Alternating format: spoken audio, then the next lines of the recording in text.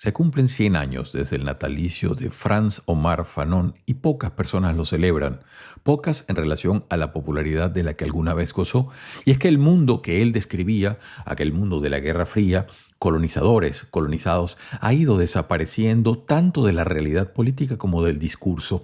Nombres como los de Mohamed Harbi, el historiador argelino, Amílcar Cabral, todas esas personas que en un momento incendiaron con una literatura muy potente describiendo o tratando de describir el mundo, han ido, repetimos, desapareciendo de la escena contemporánea, quedando solo para algunas cátedras de lo que se conoce hoy como estudios postcoloniales. Lo cierto es que de este texto al cual dedicamos la segunda entrega, Los Condenados de la Tierra, dice el historiador Gerard Chaliand lo siguiente: la idea de tercermundismo de Fanon y su desplazamiento del sujeto revolucionario a los desposeídos se basa en la concepción leninista del imperialismo que asumía potencialidades revolucionarias en los pueblos de Asia, África y América Latina. El problema es que de todo eso se fue fraguando una realidad muy distinta, que es la que hoy en día a todos nos compete. Vamos a la segunda entrega, contamos con su anuencia, con su paciencia y presencia, y nos pretendemos dedicar a este texto, Los Condenados de la Tierra. Gracias por estar allí, seguimos adelante.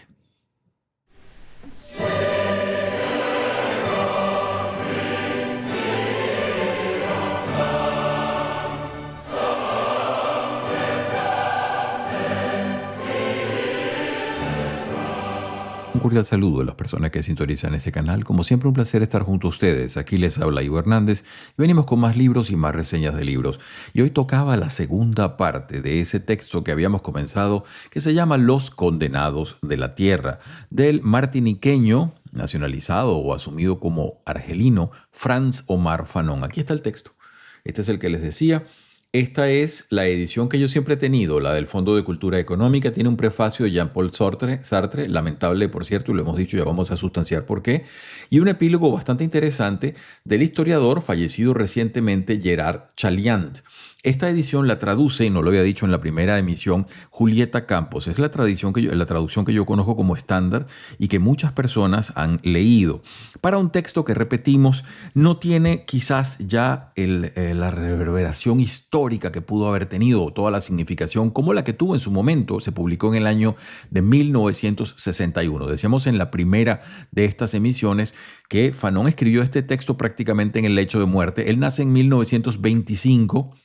Una fecha que, por cierto, se ha celebrado poco, ya que su centenario no ha sido mayormente llamado en atención. Muchos otros autores han tomado sus ideas, las han elaborado, algunas personas viven de ellas, pero ya no se le tiene como un autor tan presente porque esos llamados incandescentes a la violencia y a la acción armada hoy en día tienen poco lugar en nuestro universo social. Lo importante que hay que decir es que este texto fue escrito prácticamente, decíamos, en el lecho de muerte. Él muere en 1961 cuando se le trae a los Estados Unidos e ingresa en un hospital en Maryland. Él tuvo una leucemia rampante muy fuerte que le mató en pocos meses. Y entonces este texto fue prácticamente lo último que pudo compilar. Y este texto lo habíamos discutido porque decíamos que entraña diversas cosas que históricamente pueden tener significación si usted gusta de entender la historia de las ideas.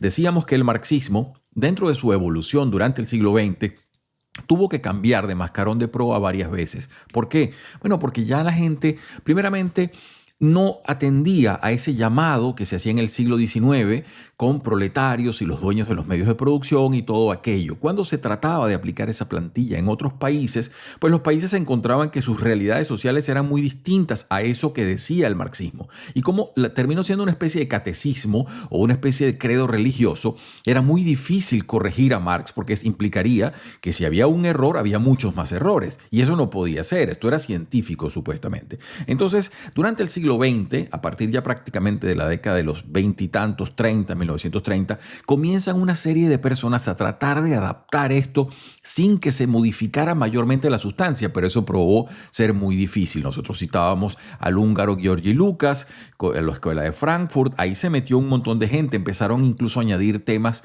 de psicoanálisis para revitalizar esta idea. Y es muy interesante sobre todo porque después de la Segunda Guerra Mundial, el mundo entra en una especie de reseteo o de vuelta a cero, en el cual el inicio de la Guerra Guerra Fría replantea de muchas maneras las relaciones entre los países y las relaciones de los países internamente. Entonces, así vemos un mundo que comienza a surgir y donde el marxismo que se había implantado con el leninismo en la Unión Soviética empieza luego de esa Segunda Guerra Mundial y de apropiarse de gran parte de Europa, lo que conocemos como Europa del Este, empieza entonces a tratar de penetrar en lo que se va a conocer como el Tercer Mundo, que no era otra cosa que las colonias que empezaban a liberarse en parte de Asia, en parte de África y ya por supuesto las que existían en América Latina desde el siglo XIX. Entonces, cuando el marxismo empieza a tratar de ser un producto de exportación, se encuentra con que muchas de las personas pobres no se tragan el cuento del marxismo, no votan a los partidos de izquierda.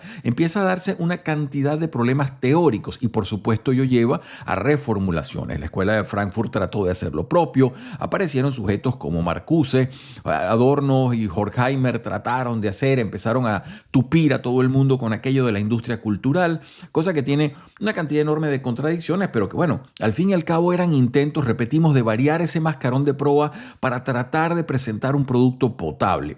Frantz Fanon lo hace también y lo hace justamente con el título de esto, Los condenados de la tierra, o lo que él va a llamar luego el campesinado y el lumpenproletariat, que era eso como los más desasistidos de la sociedad, los sujetos más pobres. Él va a tratar de alguna manera de enhebrar eso con alguna formulación marxista y para ello y para canalizar todo este resentimiento se vale entonces de una teoría que va a llamar del decolonialismo, es decir que la forma de liberarse de las colonias va a ser siempre por medio de la violencia porque no hay territorio intermedio posible. Eso probaría ser falso. Grandes personajes de la historia lo han desmentido. El caso de Gandhi en India, el caso de Mandela. Es cierto que existen contrafiguras, es decir, si usted se va al caso de Gandhi en India, usted se puede encontrar con la figura del bengalí Subhash Chandra Bose, que tenía una proposición armada para liberarse de Inglaterra como regente. Eso es cierto. En el caso de Mandela también, él no era solamente el único que pretendía una solución que podía ser negociada y pacífica. Había y hubo otros intentos en Sudáfrica. Es decir, dentro de ese panorama de diversas colonias, hubo muchísimos intentos variados de tratar de lograr la paz. Y en África particularmente los hubo de diverso tenor. Los hubo de guerra sostenida, como fue Argelia con Francia, una situación bastante complicada y sangrienta, y hubo otros países como Ghana y otros que lograron unas fórmulas intermedias un poco menos difíciles. Repetimos, lo que esto nos muestra es una heterogeneidad de casos que Fanon no contempla. Fanon es un sujeto que simplemente divide el mundo más o menos como lo dividía Marcuse, es decir, opresores y oprimidos. Marcuse, de hecho, se leyó a Fanon. Entonces, tratan de polarizar un mundo en categorías que son irreductibles y además no tienen un territorio intermedio. Queremos darle la palabra para que usted pueda tasar un poco eso. Como si no fuera suficiente la propuesta de Fanon, que es bastante agresiva y bastante dura, ya la vamos a tocar con algunos de sus textos. Bueno, el prólogo de Sartre viene además con una carga emotiva absolutamente absurda. Este es el último Sartre, un Sartre ya que veía todas las bondades en el comunismo soviético y no veía ninguno de los problemas que ese comunismo entrañaba. Y además de ello, era muy crítico con algunas sociedades de libre mercado, pero repetimos, tenía una especie de miopía funcional que podía graduarse para criticar unos modelos y favorecer a otros. En el prólogo que hace, decíamos, Sartre tiene obra importante, esta no es. Este prólogo es lamentable como usted lo quiera ver y yo quisiera pasar a darle lectura, pero antes de ello, les recuerdo los capítulos que Fanon escribió. Estos son 5 capítulos que él tiene allí y es muy interesante además el último de los capítulos. Si usted vio la primera reseña, hacíamos nosotros acento cómo la vida de este sujeto tuvo 2 grandes vertientes. Por una parte, lo que fue su formación profesional como psiquiatra y una persona interesada en la patología psiquiátrica que encontraba o que encontró sobre todo en Argelia, con motivo de las guerras y todos los conflictos y las personas que él pudo conocer, que habían sido torturados, etcétera, y todo ello.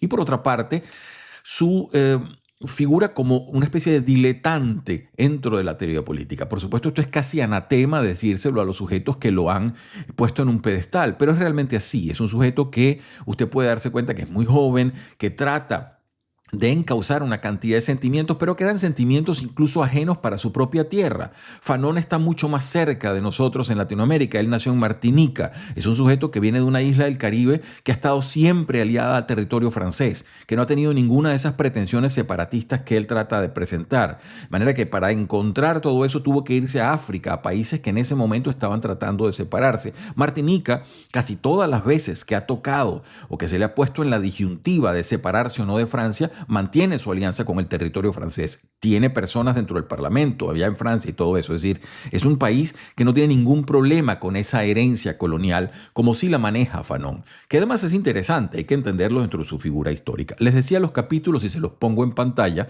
para que los podamos discutir brevemente. Ahí están, fíjense ustedes. El capítulo 1 de la violencia. Es el más simbólico. Ya van a ver que prácticamente desde el comienzo esto es una catarata de resentimiento y además una catarata de absurdos, porque él niega toda posibilidad de conciliación. Entonces, esto es una guerra prácticamente suma cero. Y él se plantea siempre como victorioso en el conflicto, pero también podría haber perdido y eso sería terrible para esa colonia que pretendiese un tal camino. Lo cierto es que la violencia es central en el proceso de la descolonización, la lucha armada, y eso es una cosa que hoy en día, repetimos, está muy venido a menos. Pero ese era el discurso de bastante parte de la izquierda durante los años 50, 60 y 70. La lucha armada tiene un papel liberador. No solo es política y militar, sino también psicológica. En fin, todo un bodrio que ha dado una cantidad de muertos sin ninguna justificación.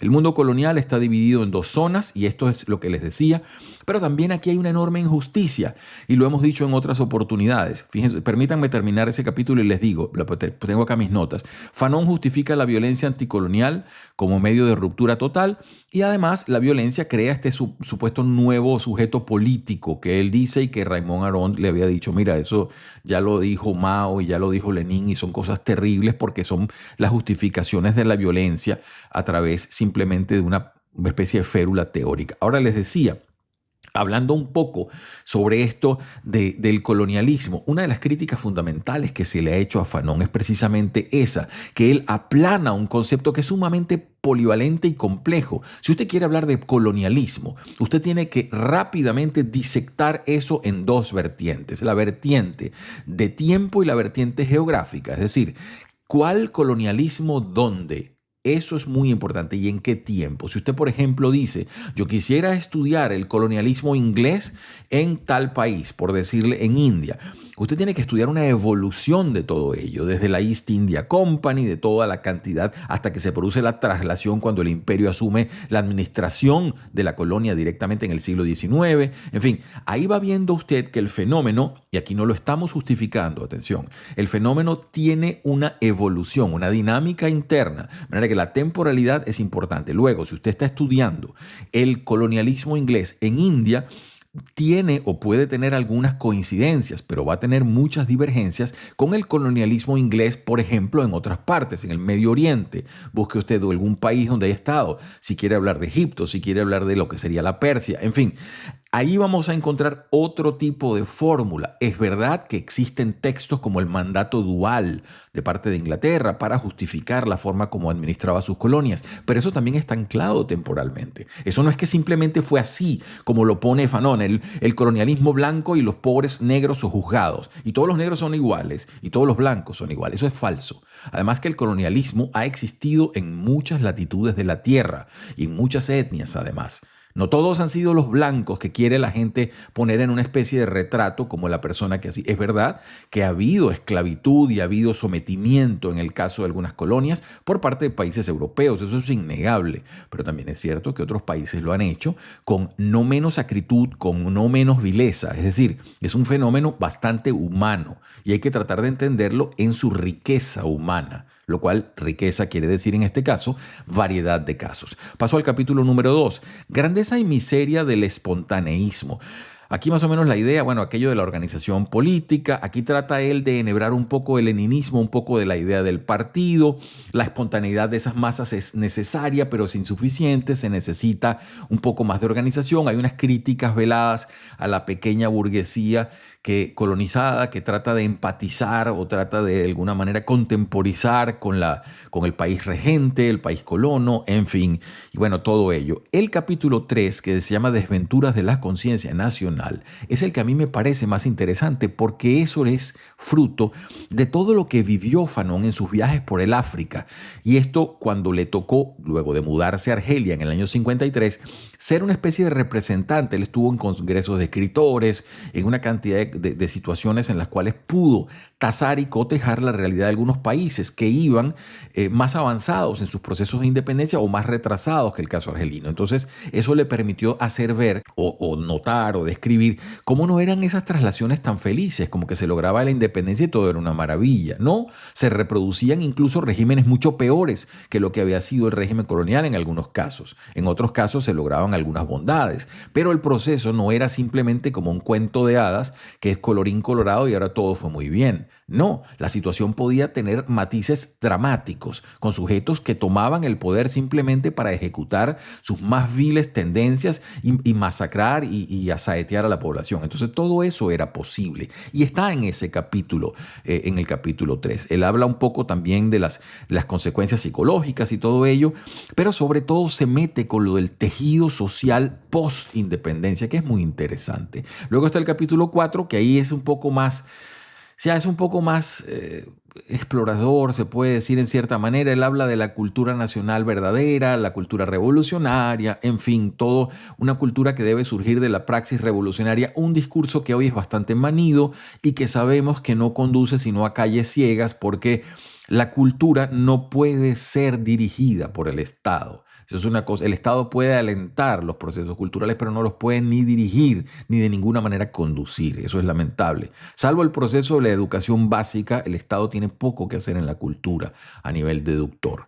Y luego, bueno, lo de la guerra colonial y los trastornos mentales, que les decía, esto sobre todo para quien tenga interés en la casuística. Fanon aquí actúa de una manera muy honesta. Él dice, miren, esto no son estudios clínicos severos, es decir, no estoy siendo estricto en la presentación, pero son casos que yo he podido ver desde mi trabajo. Y me parece bastante interesante, de manera que ahí tiene usted todo ello. ¿Cuál es la conclusión del libro? Si nos toca compendiar esto en una especie de reducción, decir, bueno, esto es un análisis que pretende ser marxista, tiene cierta crítica psicológica y pretende reducir el fenómeno colonial a un resentimiento mayor que, repetimos, ni siquiera es coincidente con la vida de este sujeto que nació en una isla de una familia con algunos medios que le permitieron ir al mejor colegio que tenía esa isla, luego ir a universidades francesas, de manera que no se corresponde ese resentimiento tan ácido, tan fuerte con la realidad de su propia vida, salvo que el cuerpo pues le traicionase con este cáncer terrible y lo matara tan prontamente. Voy a darle la palabra,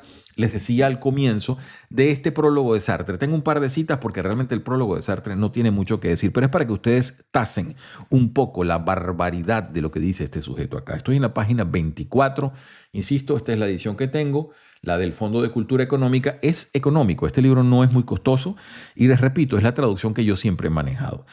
Dice Sartre en la página 24 en su prólogo. Imagínense esto, dice, porque en los primeros momentos de la rebelión hay que matar.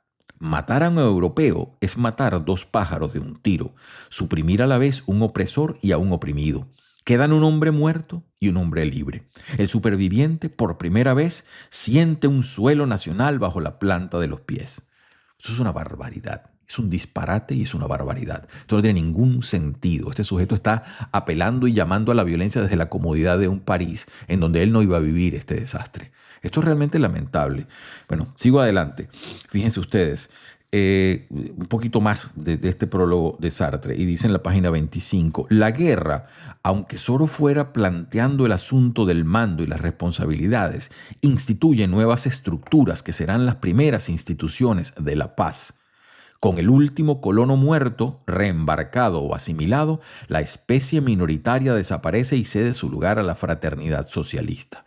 Bueno, estos son disparates y se los digo punto a punto porque la guerra, como dice acá, instituye nuevas estructuras y eso no es una condición que pueda decirse lógicamente que va a llevar a la paz. Pudiera darse, y sobre todo la paz de los cementerios, mientras el poder que se instituye va a sostener a la gente en una especie de terror o de miedo.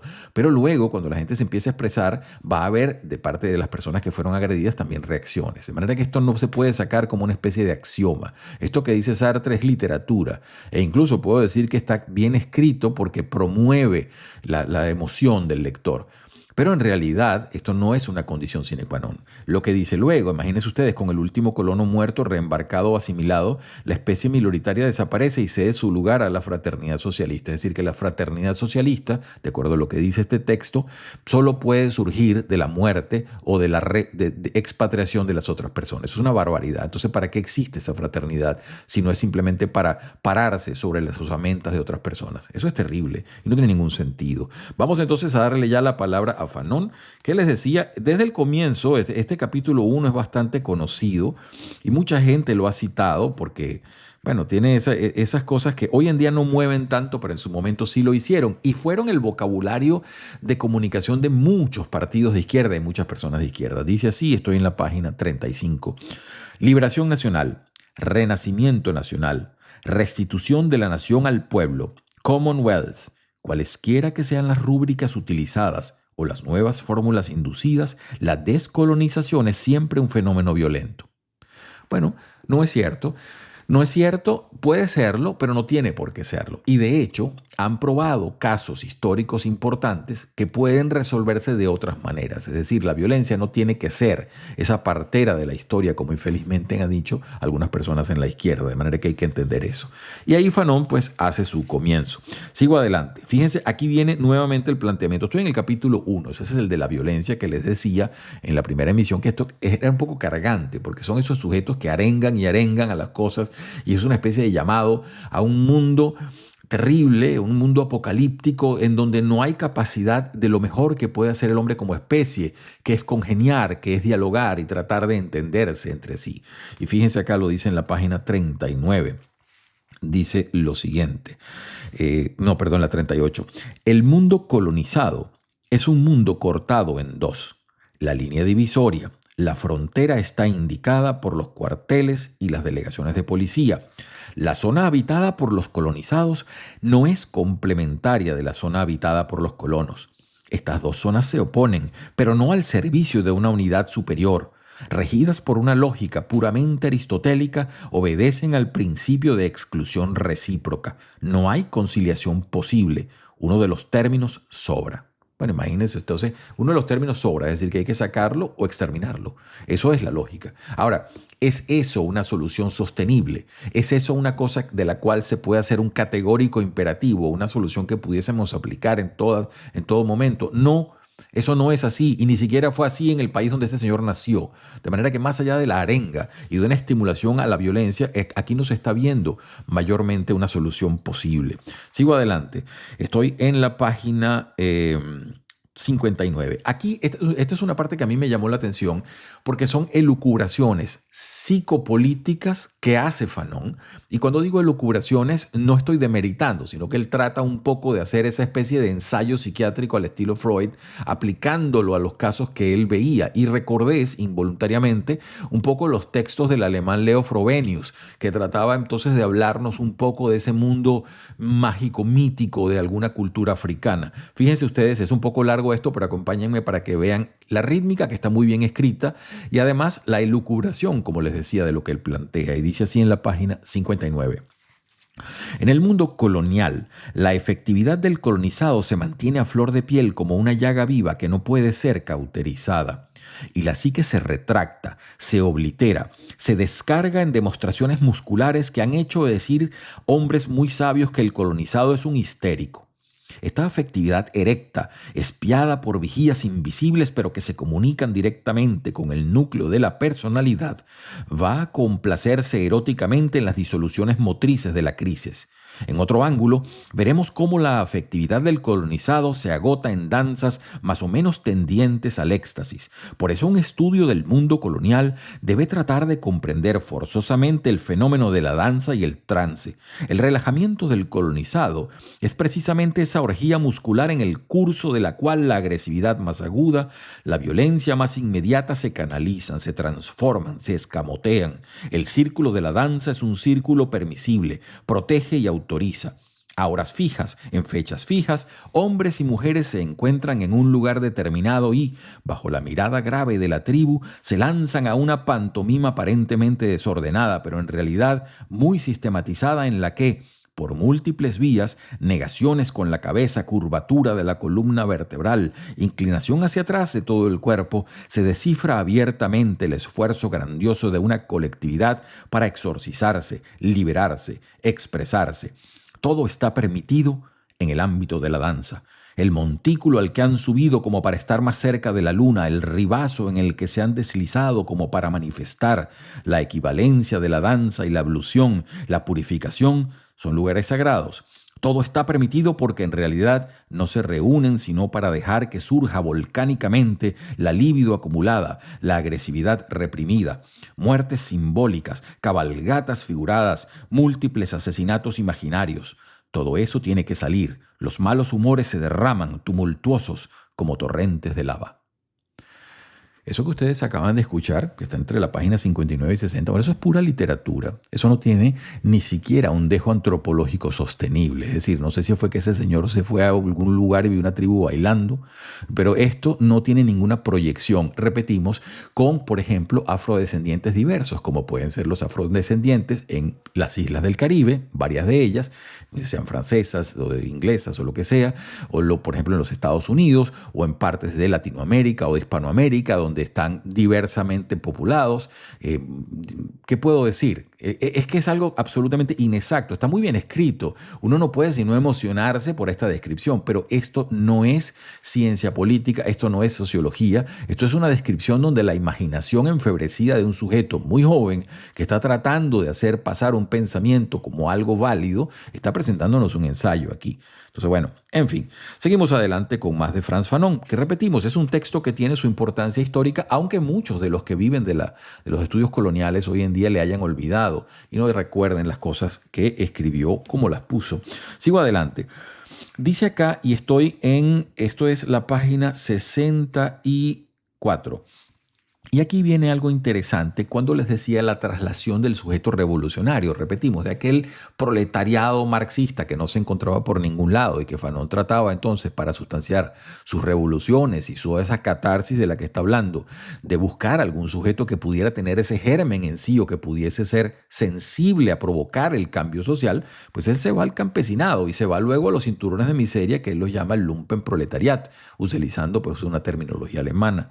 Y dice lo siguiente, fíjense ustedes, en la página 64, el campesinado es descuidado sistemáticamente por la propaganda de la mayoría de los partidos nacionalistas. Y es evidente que en los países coloniales solo el campesinado es revolucionario, no tiene nada que perder y tiene todo por ganar. El campesinado del desclasado, el hambriento, es el explotado que descubre más pronto que solo vale la violencia. Bueno, volvemos nuevamente con la violencia. Para él no hay transacciones, no hay posibilidad de arreglos. La colonización o la descolonización son simplemente una relación de fuerza.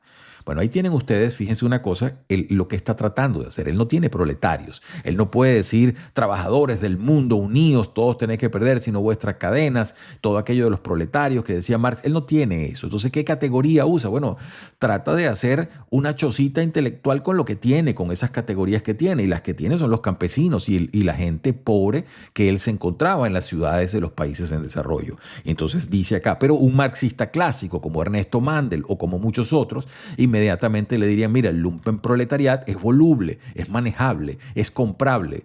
Eso ya lo había dicho gente de otra manera, como Georgi Lucas y toda la gente de Frankfurt, de la escuela de Frankfurt, que decían, mira, esa gente se puede comprar con efectos, con bondades del mercado, están simplemente como una especie de veleta, no tienen conciencia de clase formada y toda una cantidad de cosas. De manera que Fanon se está apegando a unos presupuestos revolucionarios que él mismo está tratando de exponer, que mucha gente compró, por cierto, y hay que decir que sobre todo mucha izquierda latinoamericana. Cuando usted, por ejemplo, se pone a ver la idea de ciertas partes de la iglesia, los jesuitas que compraron todo el mensaje del marxismo y lo trataron de transformar a su manera, y empezaron a aparecer colegios con títulos como, por ejemplo, Jesús Obrero. Bueno, Jesús no fue obrero de nada. Jesús, si acaso, tuvo el oficio de su padre, que era carpintero, pero uno no puede decir que José haya sido un obrero. Si era carpintero, era un oficio, pero eso no era que era un obrero. El concepto de obrero es una cosa bastante diferente de lo que puede haber sido un artesano al comienzo de nuestra era. Entonces, todas esas cosas son interesantes porque es la elaboración del catecismo marxista o el desarrollo con las categorías locales. Es decir, la gente trata con las piecitas que puede, pues, de hacer la pared que trata de hacer, ¿no? Seguimos adelante. Estoy en la página 90. Fíjense ustedes, volvemos nuevamente al combate entre el poseedor y el desposeído. Él no tiene los dueños de los medios y tampoco tiene a los proletarios. ¿Qué tiene él? Bueno, tiene el colono y el colonizado. Y él aplana esas categorías. Unos son blancos y otros son negros. Más allá de que sí lo sean o no lo sean, no importa. Él dicotomiza la cosa a la fuerza y la presenta. Y dice, página 90, pero volvamos al combate singular entre el colonizado y el colono. Se trata, como se ha visto, de la franca lucha armada. Los ejemplos históricos son Indochina, Indonesia y, por supuesto, el norte de África. Pero lo que no hay que perder de vista es que habría podido estallar en cualquier parte, en Guinea o en Somalia, y que todavía hoy puede estallar en donde quiera que el colonialismo pretenda durar aún. En Angola, por ejemplo, la existencia de la lucha armada indica que el pueblo decide no confiar sino en los medios violentos. El pueblo, a quien ha dicho incesantemente que no entendía sino el lenguaje de la fuerza, decide expresarse mediante la fuerza. Bueno, eso pues lleva a un camino que usted conoce. ¿Es eso históricamente cierto? Hay ejemplos que pueden medianamente validar esa tesis, no de manera sostenible, por cierto, pero hay ejemplos que la pueden contradecir. Y repetimos, el caso de India, de la lucha no violenta y de una cantidad de factores. Y fíjense que el caso de India no es baladí. Cuando pensamos que los ingleses llamaban a India la joya de la corona, porque era de las colonias probablemente la más rica y la que producía mayores riquezas. Si no es poca cosa en términos culturales y significativos de todo lo que era. Seguimos adelante. Sigo acá, estoy en la página 102 y volvemos un poco más ya. Esto creo que es el capítulo 2, esto de la espontaneidad y todas las crisis, y dice lo siguiente. Página 102. La aparición del colono ha significado sincréticamente la muerte de la sociedad autóctona, letargo cultural, petrificación de los individuos. Para el colonizado, la vida no puede surgir sino del cadáver en descomposición del colono. Bueno, qué barbaridad esto, qué locura, qué locura. Además, él está obviando cosas que, por cierto, sí las han dicho otros teóricos del poscolonialismo y todo eso, que hay categorías intermedias y que además, luego de un proceso de colonización que ha durado siglos, lo que viene es un sincretismo. Ya no puede hablarse de una separación de culturas. Vamos a dar un ejemplo bastante conocido. Cuando usted ve cómo en el siglo VIII, tribus del norte de África y algunos omeyas conquistan buena parte de lo que sería luego llamado Al-Ándalus por ellos mismos, que sería parte de España. Ahí empieza durante los próximos 800, 700 y 800, casi 800 años, empieza a darse un fenómeno sincrético importantísimo. Cuando España empieza luego la reconquista, va a homogenizar pero ese territorio va a tener, y hasta hoy, desde palabras en sus idiomas a las personas, hasta una cantidad de fenómenos culturales que se produjeron. Es decir, usted no puede decir que esto se produce por la muerte del otro. Muchas personas se quedaron allí, muchas culturas se imbricó. Y en el caso de la colonización, como la entiende Fanon, que suponemos que es la colonización de ciertos países europeos sobre ciertos países africanos, pues se produjeron también intercambios duraderos de mucha forma, al punto que hasta el día de hoy existe toda una región de África que la llaman ellos la France-Afrique y tiene el francés como idioma común. Es decir, esto no estoy justificándolo, lo que estoy es tratando de presentarlo como un hecho sociológico y politológico medible. Sigo adelante. Dice así en la misma página 102, pero resulta que para el pueblo colonizado, esta violencia, como constituye su única labor, reviste caracteres positivos, formativos. Esta praxis violenta es totalizadora, puesto que cada uno se convierte en un eslabón violento de la gran cadena, del gran organismo violento surgido como reacción a la violencia primaria del colonialista. Eso es un disparate, eso no tiene ningún basamento empírico. De hecho, por el contrario, pueden existir diversos grupos que fomentan luchas armadas a la vez. Esa unión romántica que él está presentando no tiene por qué darse. Puede darse en algunas circunstancias históricas, pero no es una condición que vaya a darse seguramente. Sigo adelante. Aquí justamente eso de que la gente se une, según él, en el momento de la lucha armada y se borran todas las diferencias. Imagínense ustedes lo que él está diciendo. Uno de los grandes problemas del África, que es un continente enorme, que está lleno de una serie de culturas, tribus y todo ello, incluso antes de la llegada de los europeos a algunas partes. En ese país, una de las grandes dificultades han sido la polivalencia de idiomas, culturas. Eso no se va a homogeneizar así simplemente porque todos son negros y porque todos son colonizados. Hay muchísimas más diferencias que esas dos similitudes. Dice acá lo siguiente en la página 146. En un verdadero éxtasis colectivo, familias enemigas deciden borrar todo, olvidarlo todo. Las reconciliaciones se multiplican, los odios tenaces y escondidos son despertados para extirparlos más seguramente. El asumir la nación hace avanzar la conciencia. La unidad nacional es primero unidad del grupo, la desaparición de las viejas querellas y la liquidación definitiva de las reticencias. Al mismo tiempo, la purificación englobará a los pocos indígenas que por sus actividades, por su complicidad con el ocupante, han deshonrado al país. Los traidores, los vendidos, serán juzgados y castigados. El pueblo, en esa marcha continua que ha emprendido, legisla, se descubre y quiere ser soberano. Bueno, ahí vamos a una cosa que ha costado ríos de sangre. Ya empezó a separar. Por una parte, mucha unión y todo aquello, pero los traidores tienen que ser ajusticiados, tienen que ser llevados entonces a hacer castigo. ¿Y por qué castigo? Simplemente porque estaban de acuerdo con el colono. Eso era algo malo. Era su derecho. Al final vivían en una colonia. Las independencias latinoamericanas, y es una cosa que no se dice siempre, tuvieron muchos movimientos a favor de Fernando VII. Otras personas luego trataron de separarse. En fin, lo que quiero decir con esto es que había movimientos intestinos que abogaban por mantenerse cerca de la corona de España. Que esas personas fuesen históricamente derrotadas no significa que estaban completamente equivocadas o que simplemente son un error de la historia o son traidores a la patria. Eso no es tan sencillo como eso. Ganó una facción que tenía una proposición político-histórica y eso es cierto con los libertadores que se fueron dando, pero también hubiese podido ser de otra manera. Y hay que tratar de entenderlo, repetimos, con la riqueza de los fenómenos. Voy a darle ya una lectura, un pedacito más y ya con esto cierro, porque tengo muchísimas marcas, si ustedes pueden ver.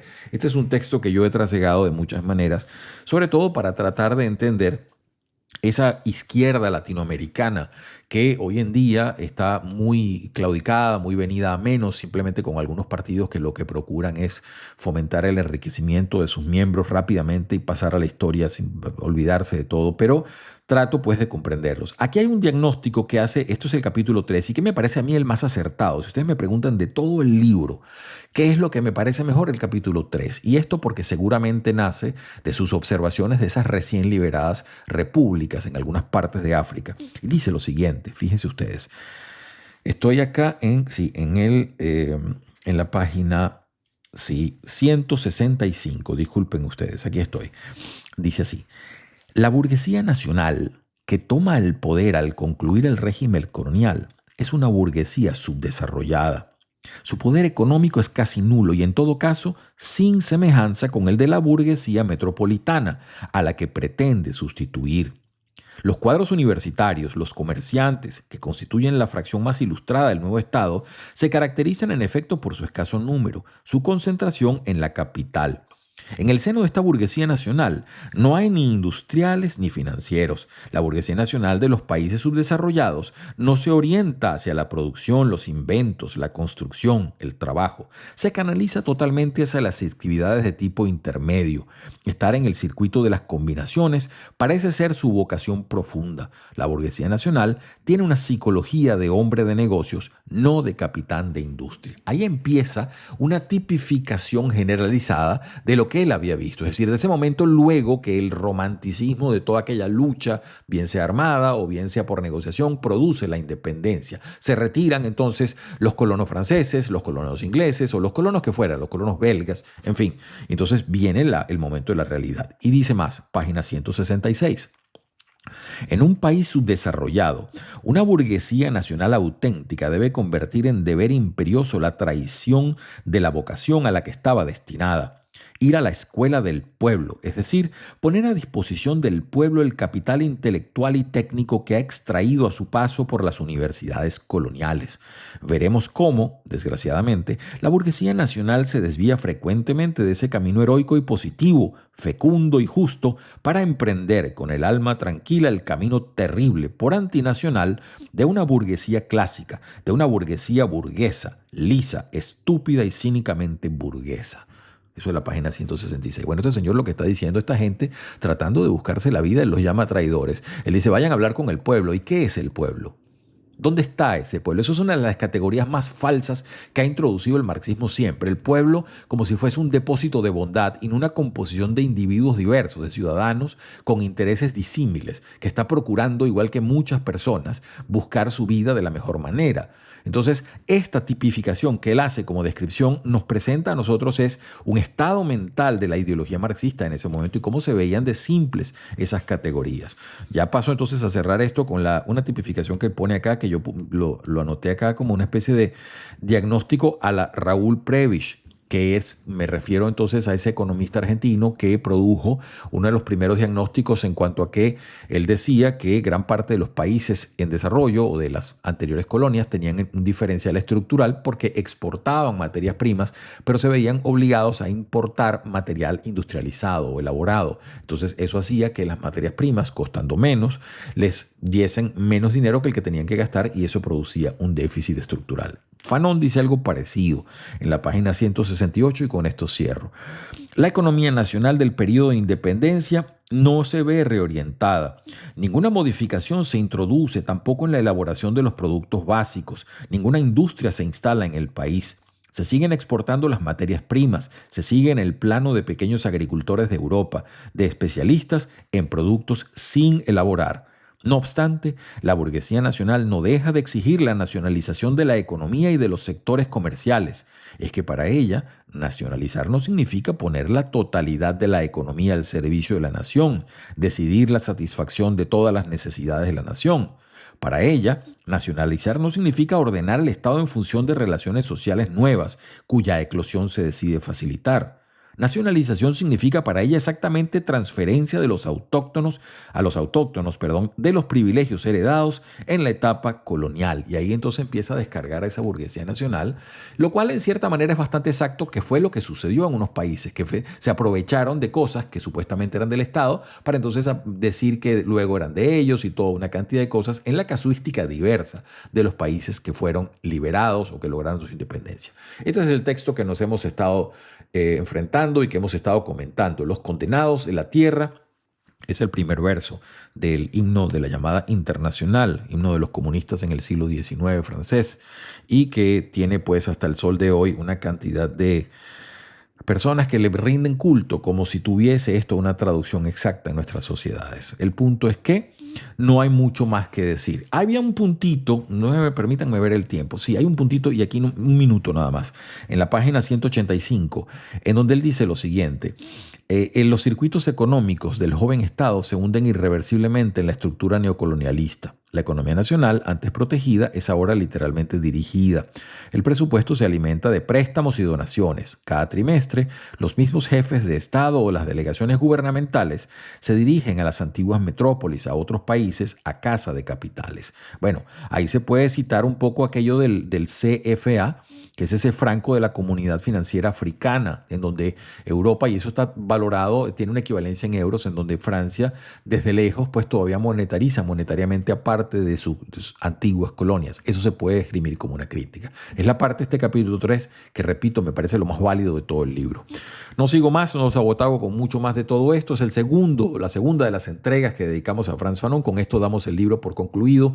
Agradecemos enormemente su audiencia. Si esto de alguna manera le motiva, por favor, márquelo con la campanita. Acompáñenos que tenemos muchísimos más textos por acá esperando salir y estamos pendientes de tratar de escuchar todas las sugerencias que nos han llegado, las cuales agradecemos particularmente. Recuerde también que es el deseo desde este canal porque tengan todos ustedes una muy feliz semana.